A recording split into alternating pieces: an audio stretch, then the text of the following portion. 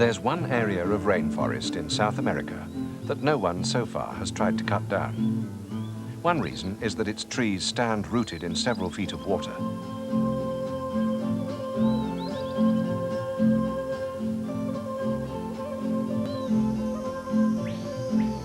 The forest is a lost world, filled with animals who rarely show themselves among the trees and unfamiliar plants.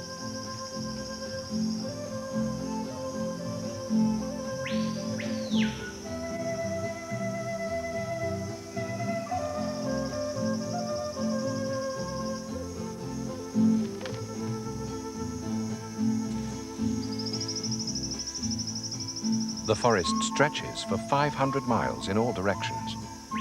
Through it run large rivers, often hidden by the great trees along their banks.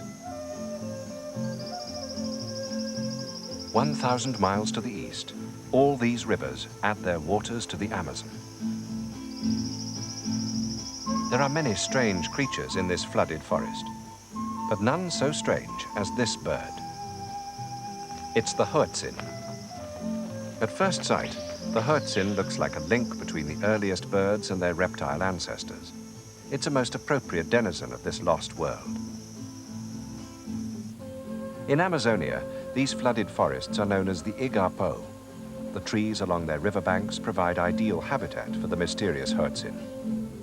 But where in this vast watery wilderness do you start to look for an undisturbed area where the birds nest? Our team chose the forests of Ecuador.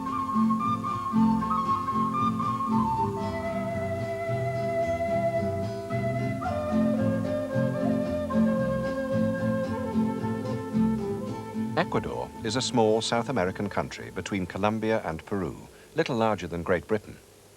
But it contains a vast scenic range that includes part of the Andes, 4 great volcanoes, and the igapo, shown as the green area on the map. The igapo is laced with great Amazon tributaries. The quest for the hoatzin began on one of them.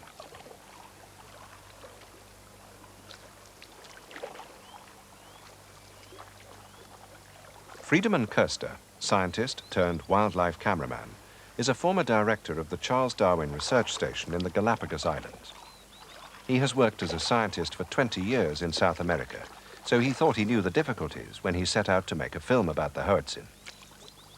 The hoatzin isn't an endangered species. To tell the truth, it isn't even particularly rare along these rivers. But it's extremely shy and easily disturbed. So to film its breeding behavior, Friedemann had to find a remote location where the bird nested in sufficient numbers. He often caught brief glimpses of a hoatzin when making his early reconnaissances.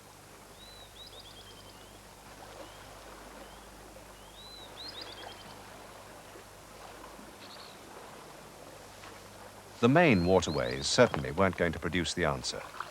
There's a surprising amount of Indian canoe traffic on them. He had to find somewhere hidden deep in the igapo. So he turned to his friends among the forest Indians for advice.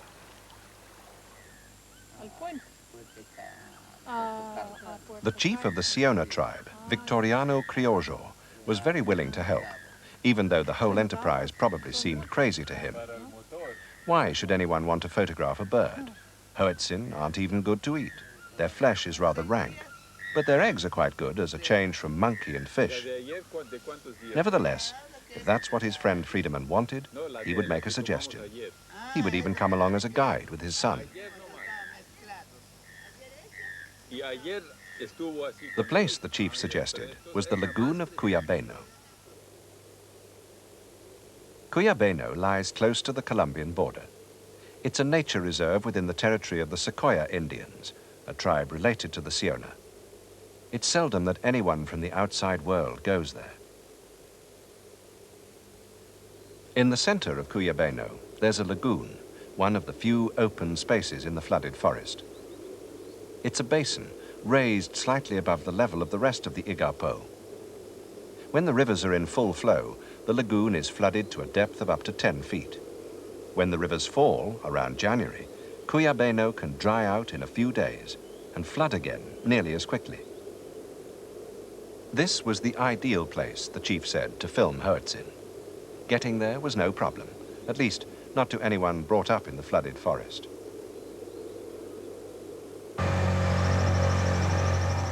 Friedeman's wife, Haida, accompanied them on their first trip to Cuyabeno. The chief's son manned the outboard. Nowadays, most Indian fishermen use these motors, another reason for getting far away from the main rivers. Hoatzin don't care for the noise of outboards.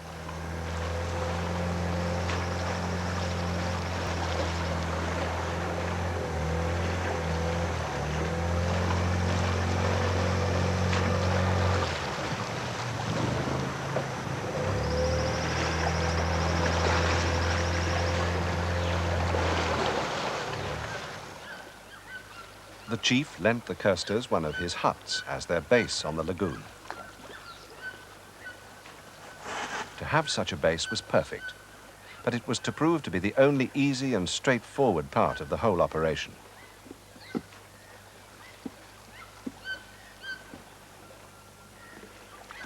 One of a wildlife cameraman's main problems when working in remote places is to have somewhere to store equipment and film, let alone to catch up on vital paperwork. At Cuyabeno, at least that part was going to be easy.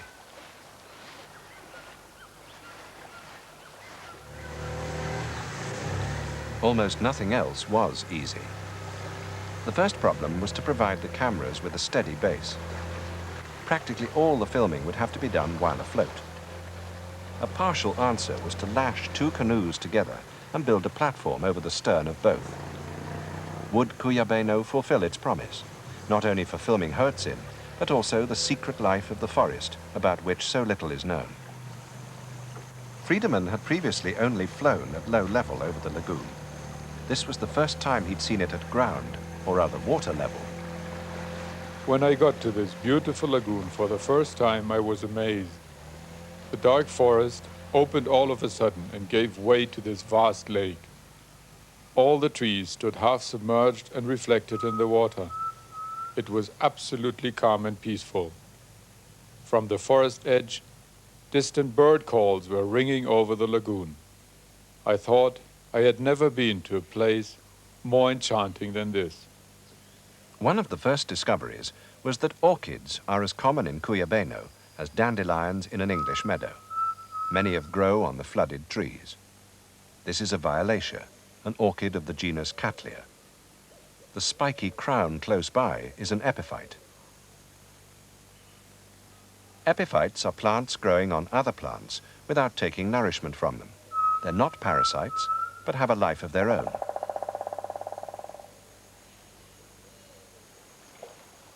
In this Garden of Eden, there are many serpents. The first one they came across was a 5-foot tree snake.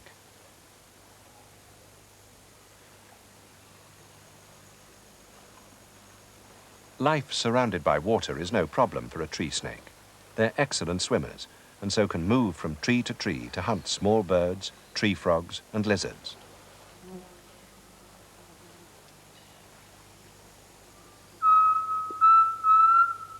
Insect life in a rainforest is probably more abundant and diverse than anywhere else on Earth. Very little is known about many of these species. This is a leaf-footed bug. No one knows why its hind legs should have evolved into this beautiful leaf-like shape.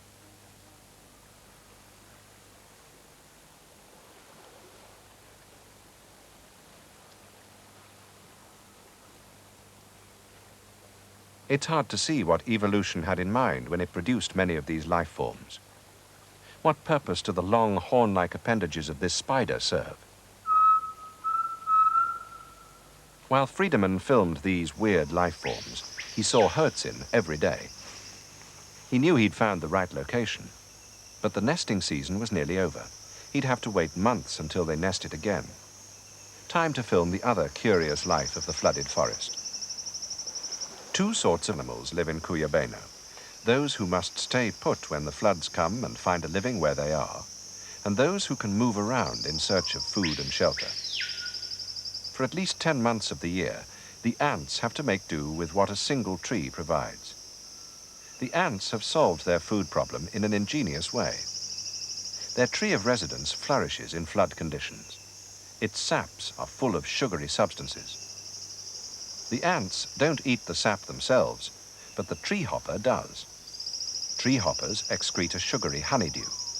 The ants tend and milk the tree hoppers, so everyone except the tree gets something out of the relationship.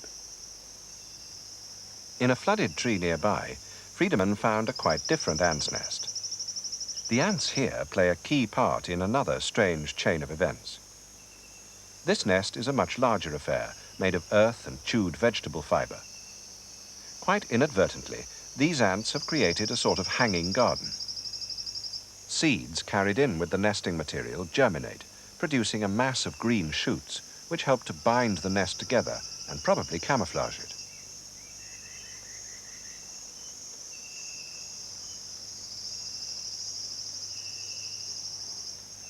If life forms are bizarre here, then so are some forms of death.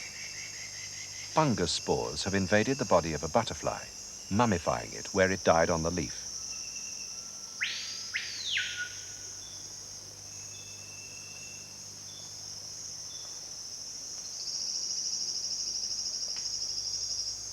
This snout beetle met the same fate. It appears to have been overtaken by the fungus death in mid-stride. Those aren't antennae. They're part of the fungus growth that killed it. The hoatzin that Friedemann saw each day didn't seem particularly shy. It might be quite different, he knew, when they started to nest. One insect, a small brown moth related to the tiger moths, has dealt with the difficulties of living out its life cycle surrounded by water. From its earliest stages, its caterpillar lives in the water. It has a unique method of breathing underwater. When on the surface, the hairs on its back are raised and wide apart. When it wants to trap air to breathe below the surface, it shuts those hairs to form a tube. This encloses bubbles of air which it takes down with it.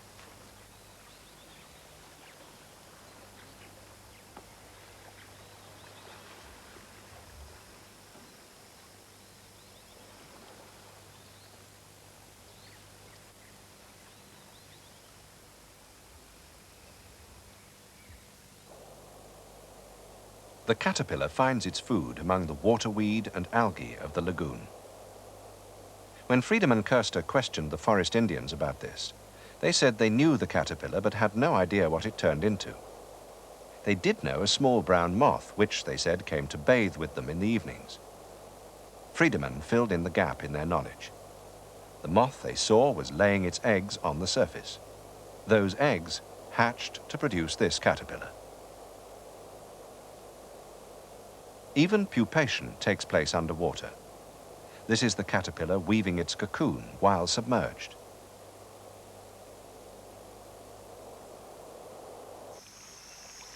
The large creatures of Cuyabeno, especially mammals, must be able to cross stretches of water so that they can travel from tree to find food.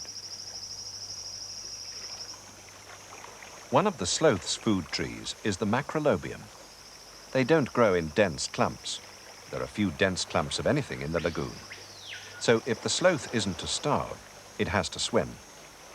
Swimming is something the sloth does extremely slowly, but then it does everything extremely slowly.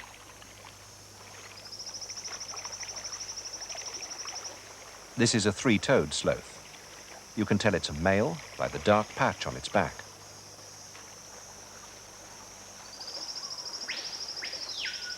The next macrolobium tree is reached, at last. You could run out of film waiting for the sloth to complete a simple action like climbing a tree. But this very slowness is one of its best defenses. Predators, and the sloth's predators include harpy eagles, watch for movement. The sloth doesn't provide them with much of that.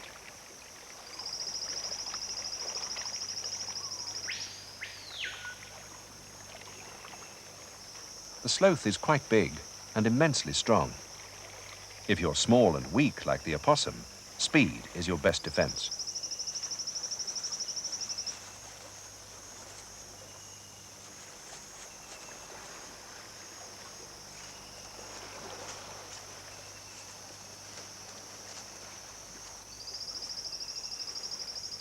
Meantime, the sloth has almost hauled itself clear of the water.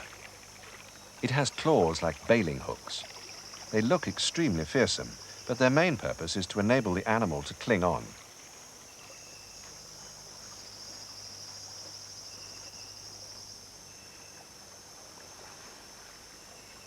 The sloth's movements are far too leisurely to disturb the Amazon kingfisher on the lookout for tiddlers on a nearby tree.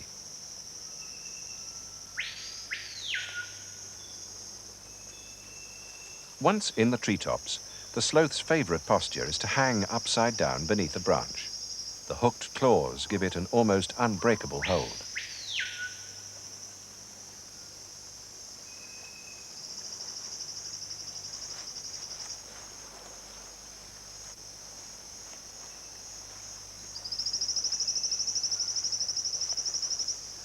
This harmless vegetarian has a face that might have been invented by a science fiction writer conjuring up a humanoid from outer space.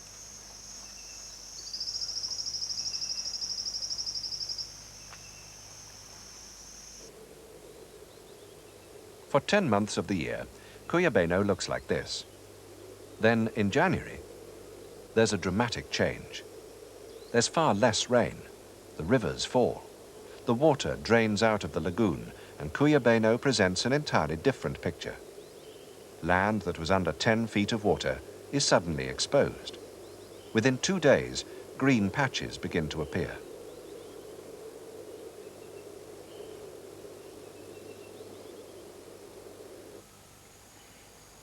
Three weeks ago, Freedom and Kirster canoed past these trees. The water was 3/4 of the way up their trunks. 3 days ago, the bed of the lagoon was bare mud. In that short time, grass has grown a couple of inches high. It's as if the vegetation knows that if it doesn't get a move on, it may be drowned before it has a chance to live. Almost overnight, the wildlife of Cuyabeno finds itself living in a different, or at least highly modified, habitat.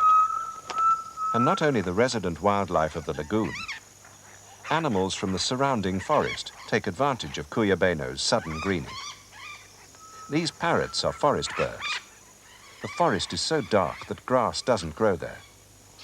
This is the only time birds like this sapphire-rumped parrotlet have a chance to eat succulent grass shoots, and they take full advantage of it. Seeds must germinate and push up a shoot before the floods return. Provided the young trees can grow a foot or two and put out a few leaves, they've got a chance. Some succeed, and here's the proof. Mature trees that have stood waist-deep in the lagoon for many seasons. The long tendrils hanging down are the aerial roots of a parasitic fig, reaching for water that isn't there anymore. Big fish know all about falling water levels. Most of them escape into the surrounding rivers when the lagoon dries out. Small fish either aren't so smart or else they know that they can survive in the pools that remain. These pike-like fish are characids. They're obviously predators. But what's the purpose of that orange spot on the end of their noses? Is it perhaps to attract their prey? So far, no one knows. You don't normally see vultures over the lagoon. In the dry period, animals come out of the forest to feed on the fresh grass. Some die. Some are killed by predators or forest Indians. Whatever the cause, the vultures soon appear to offer their disposal services. The corpse is a white-lipped peccary, South America's equivalent of a wild boar. 2 species of vultures gather on the kill. The yellow-headed and the far more aggressive black vulture. South American vultures are all able to locate food by smell. The yellowhead's sense of smell is particularly acute. The black vulture, which seems to be wearing a judge's wig, or perhaps black cap, relies more on eyesight. New World vultures have a unique feature. Their nostrils are see-through. In profile, you can look right through to the other side.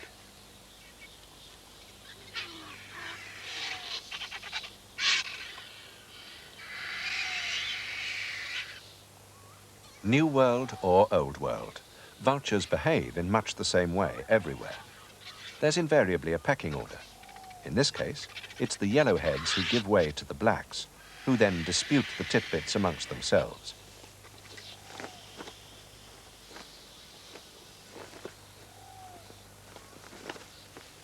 Throughout this argument, the yellowhead remains on the sidelines, looking as though it would like to join in, but not daring to. In one of the bigger pools left by the receding water, there are a number of mini predators. Just as the big fish escaped into the rivers, so did the big caiman. Caiman are South American alligators. These are spectacled caiman, said to be the fastest of all crocodilians in seizing their prey, or in missing it. These small caiman would be far happier catching little fish, but they've probably eaten all the tibblers left in the pool, so they're reduced to trying to catch dragon and damselflies.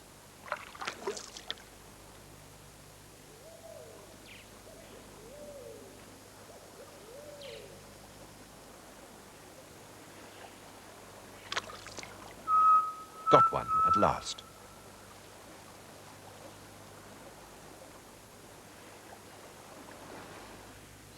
The margins of the drying pools attract forest butterflies. A swallowtail sticks its proboscis into the mud to suck up moisture.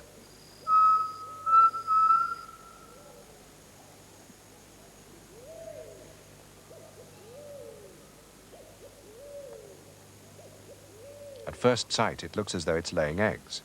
What it's really doing is getting rid of waste water.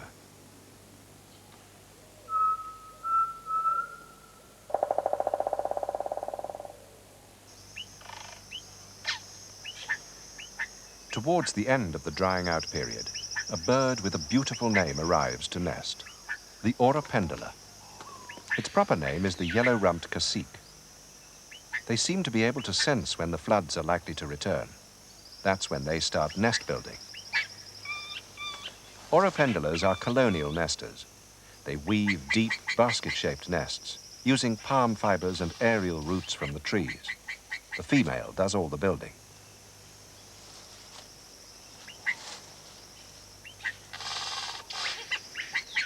This one succeeded in tying herself up in the threads and took some time to get free.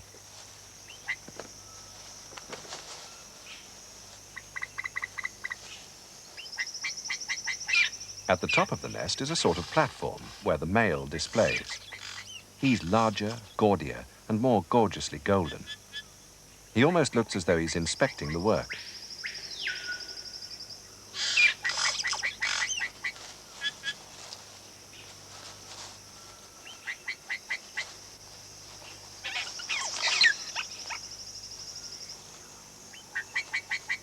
There are about 10 females in this colony and 2 males.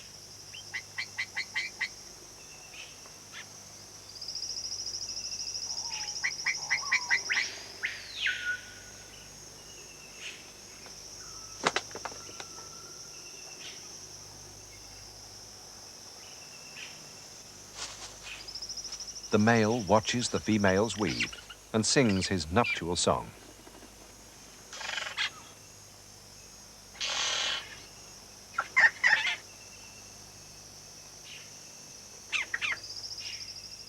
The orapendulas have nested in a clump of spiny palms. The pricked trunks are a good defense against climbing predators. Soon, the waters will return to make the palms even more impregnable. When the waters return, the hoatzins will start nesting.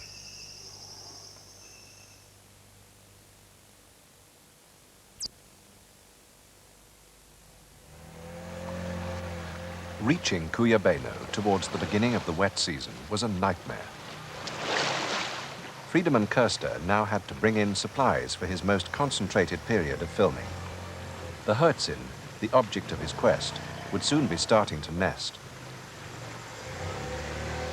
At this season, the rivers can drop 6 feet very quickly. Fallen trees block progress every few hundred yards. A journey of 10 miles as the crow flies, but not as the Amazon tributary flows, sometimes took 6 days. Victoriano Criollo, the chief of the Siona Indians, kept a lookout in the bows. His son manned the outboard, when it worked. Victoriano steered with a paddle from the bows, the only way to get round the bends. A raised arm meant fallen tree ahead, raise the outboard. If you're not quick enough, you can shear off the propeller.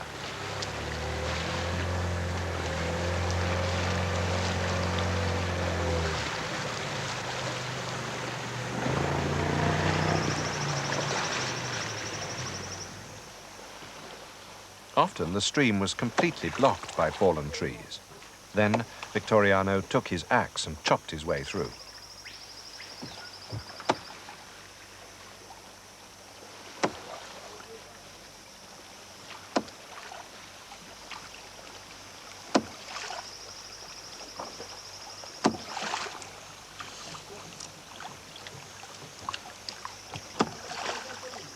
Hả? Đi gắn dịch quả?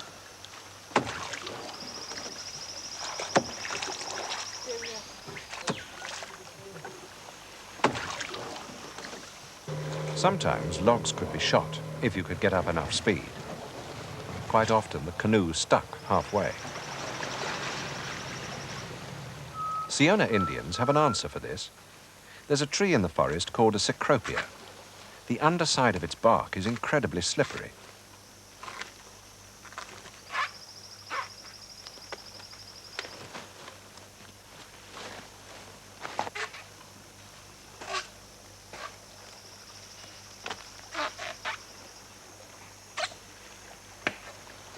How forest Indians discovered this is anybody's guess. But then, they know so much about the medicinal and other properties of rainforest, trees and plants, which the rest of the world is busy cutting down. We're destroying this potential source of drugs and other valuable vegetable products so fast that now we'll never know the half of it.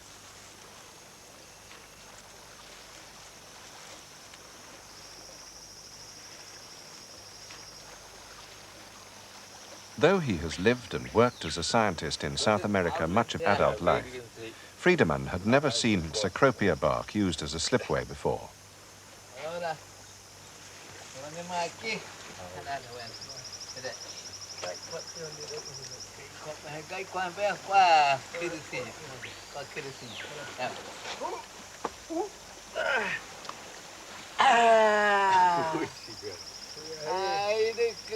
The canoe and its load weigh at least half a ton.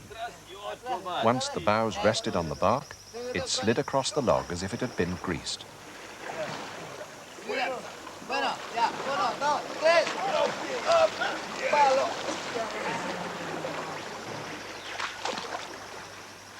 This one piece of bark repeated the performance half a dozen times without any sign of wear and tear.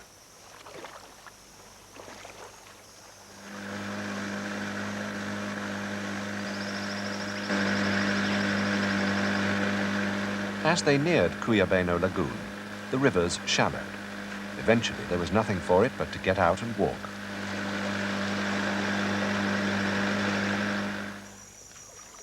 It was only a few miles, but it was through the flooded forest, the igapo itself.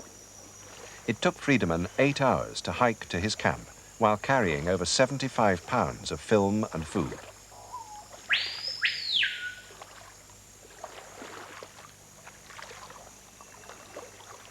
To shift all the stores from this one canoe trip required 3 journeys, 24 hours of practically non-stop carrying.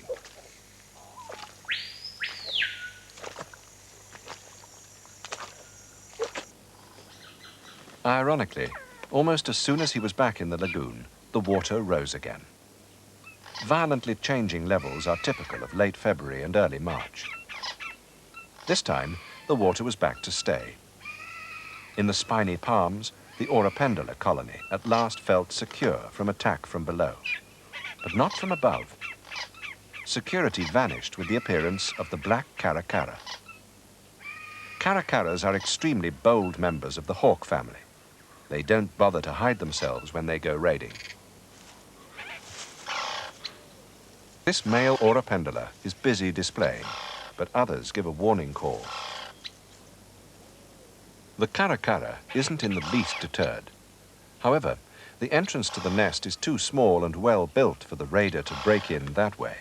The big bird might get stuck inside the deep pouch-shaped nest. So the caracara rips up the side. The oropendulas try to drive it away.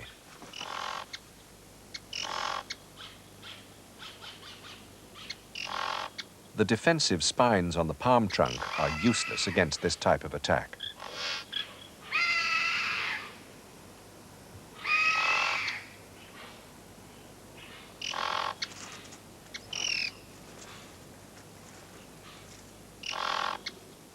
A second caracara has arrived.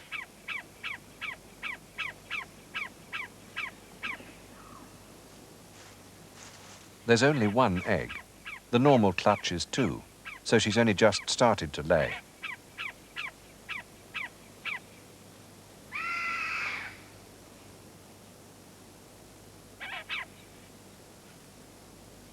The break-in succeeds.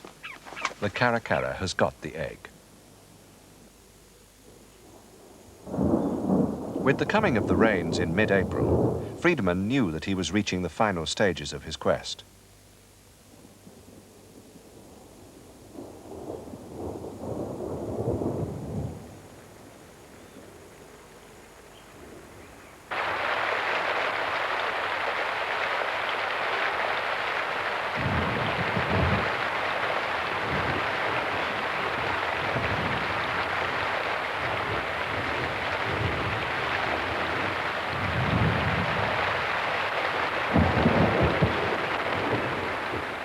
Cuyabeno Lagoon has risen 6 feet up the trunks of the spiny palms containing the oropendula colony.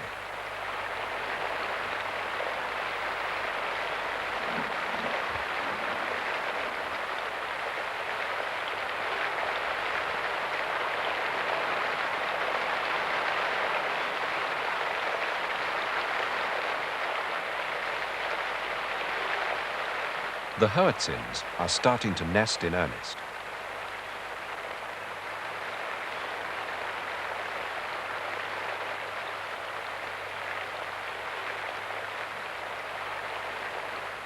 The hoatzin is one of nature's oddities. It's a big bird, about 2 feet long. The word that springs to mind when you first see one is primitive. It looks a little like a pheasant and a lot like the earliest known bird fossil, the Archaeopteryx.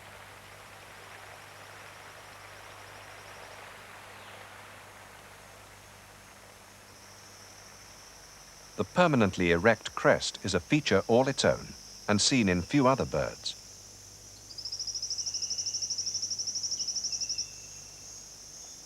Rainfall and rising waters signal that it's nesting time for species almost as exotic as the hoatzin.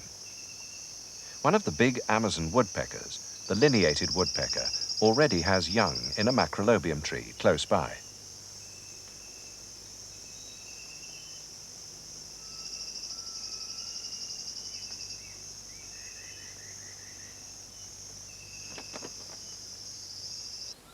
On a branch near the water, there's a very different kind of nest. It's built largely of spiders' webs and is barely an inch wide. But it's big enough to contain the blue-tailed emerald hummingbird and its 2 chicks. She's returned to feed them with nectar gathered from flowering trees in the forest. Her beak is at least as long as the chick itself. It's like a sword-swallowing act.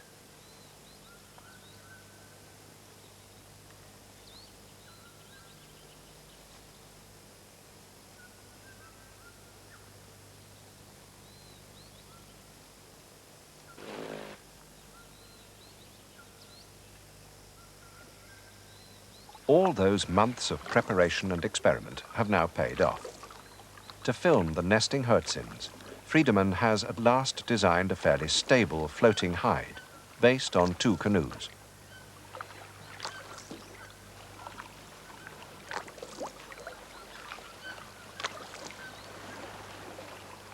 The arrival of this strange contraption disturbs a white-breasted toucan.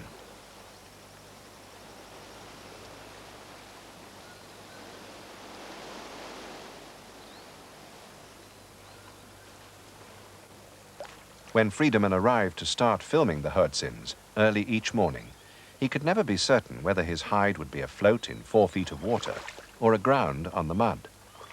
Sometimes the water level rose or fell while he was actually filming. As I was quick to learn, though, the flooded forest would be a very difficult job to tackle, including the filming of the hoatzin, the bird I had come for. Working here as a scientist and wildlife cameraman requires 2 basic skills right away. You've got to know how to safely paddle a slender dugout, loaded with all your precious camera and sound equipment, and you must, of course, never get lost, neither on the way to your filming hide, nor, and that is even more vital, on your way back to camp.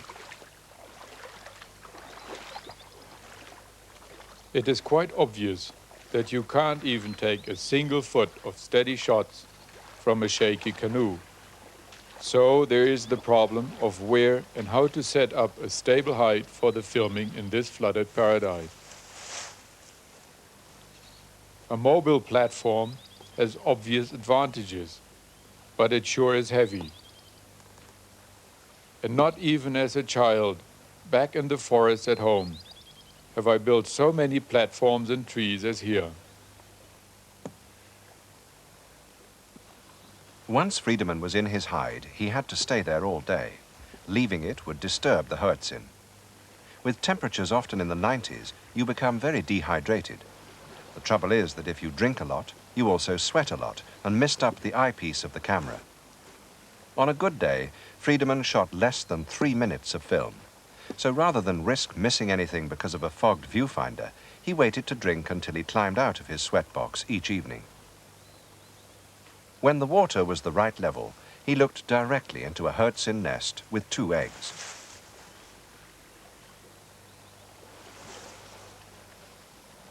The nest is a fairly flimsy affair, and with good reason. Rainforest birds are subjected to constant downpours. If the nest was more solid, it would fill up with water.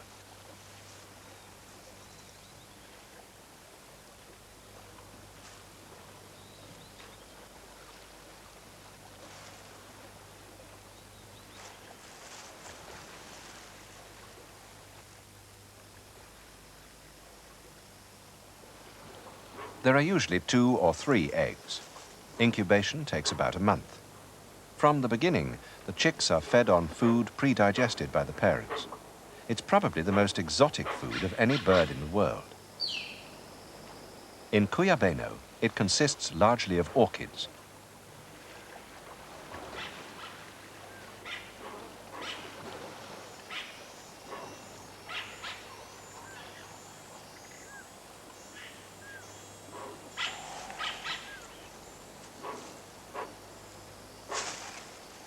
Hoatzins normally only feed on leaves, buds, and fruit of just 3 or 4 species of riverside trees. But here, orchids form a large part of their diet.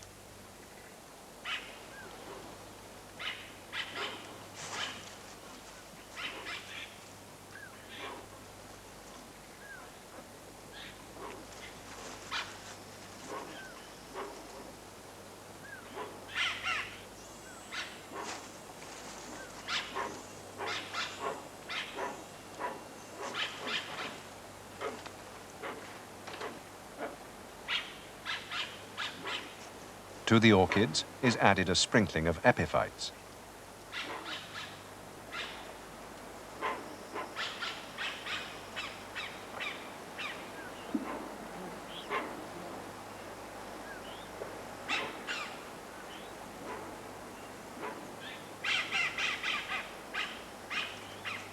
And some leaves.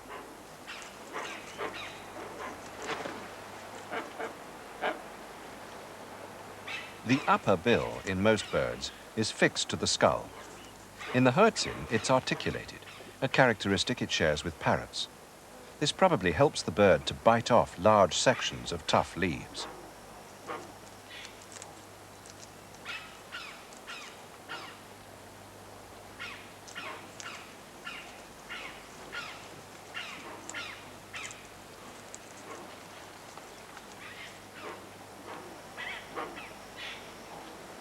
The hoatzin has a highly specialized crop. In most other birds, the crop is simply a storage sac, but the hoatzin acts like a gizzard, grinding up the food which it feeds to its young as a green soup. This has never been filmed before.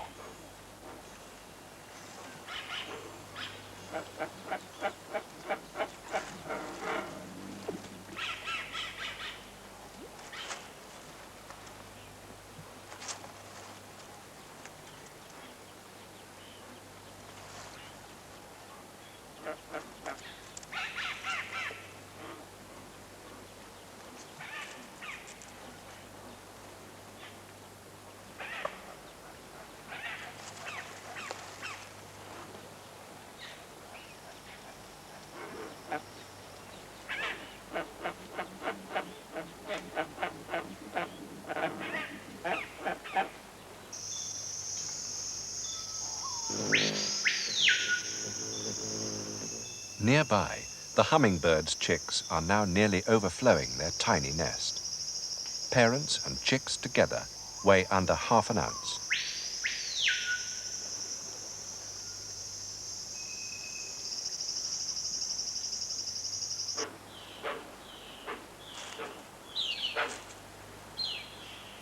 When a hoatzin raises its wings, it's excited or disturbed. In this case, the anxiety is almost certainly because the chick is making its first expedition away from the nest. Hoatzin young clamber around in the branches when they're little over a week old.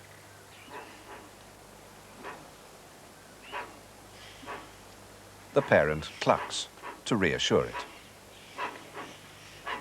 This early adventure is not quite as dangerous as it seems. Hoatzin young have very unusual climbing equipment.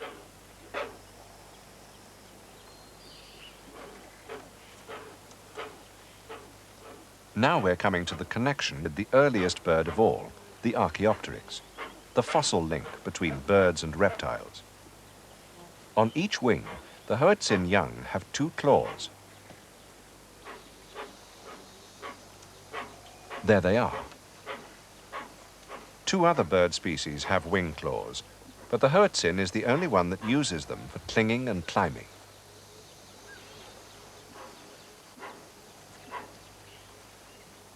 They're believed to drop off as the bird grows older. The claws are a great advantage to a chick that spends its early days over water.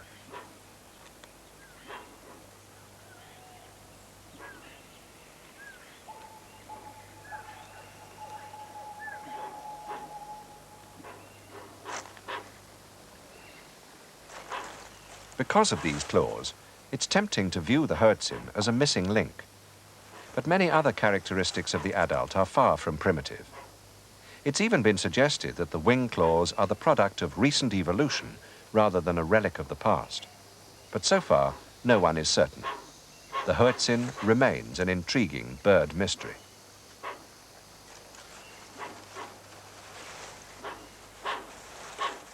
Amid a great deal of parental excitement, the young bird is eventually persuaded to return to the nest.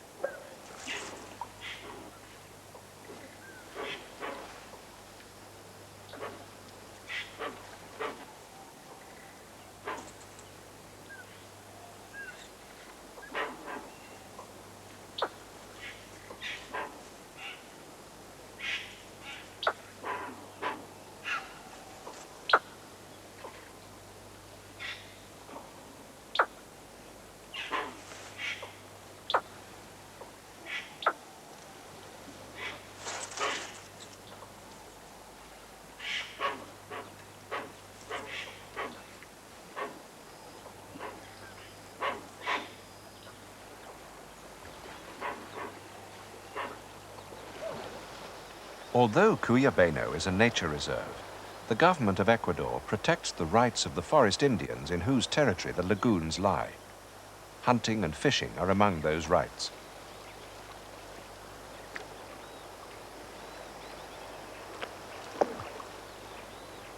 The forest Indians seldom hunt adult hoatzin. They say it doesn't taste good, but they sometimes take its eggs as a delicacy.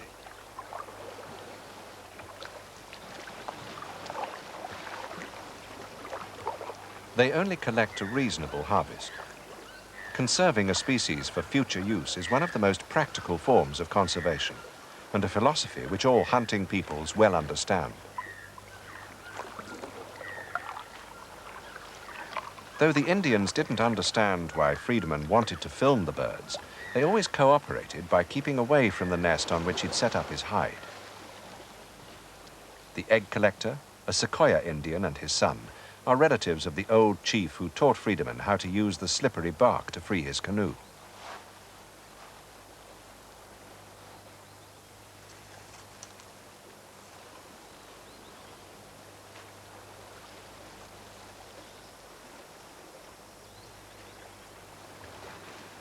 The parent bird has already been scared off, but there's a 10-day-old chick in the nest.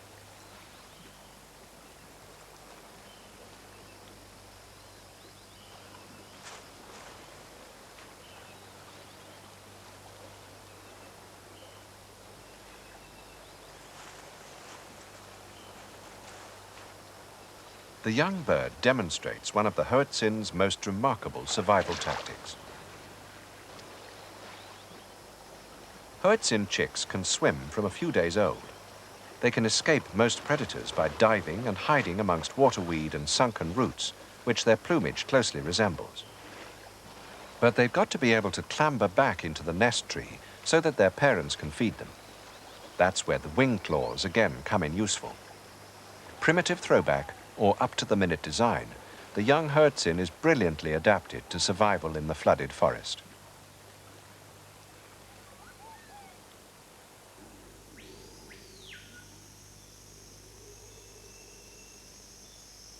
But can the flooded forest itself survive? At present, nothing seems to threaten the peace and serenity of Cuyabeno. Whatever its mood, it is one of the most tranquil and unspoilt places in the whole of South America.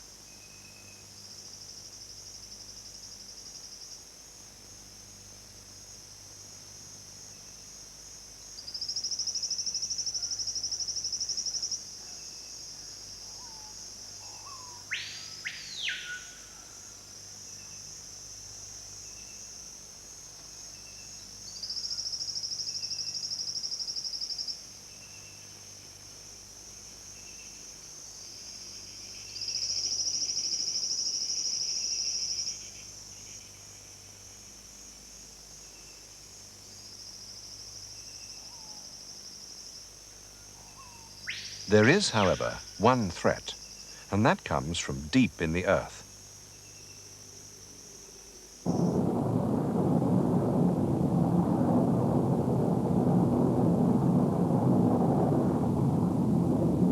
Burning waste gas from an oil well. There's a lot of oil beneath the flooded forest. We all use and need oil, and Ecuador needs the oil revenue.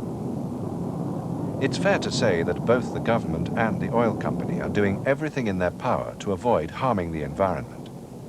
The oil installations themselves are small and unobtrusive. But inseparable from the oil industry is the threat of pollution, of oil accidentally seeping into the rivers whose waters supply Cuyabeno, the magical lagoon where the hoatzin now nest undisturbed in the depths of the flooded forest.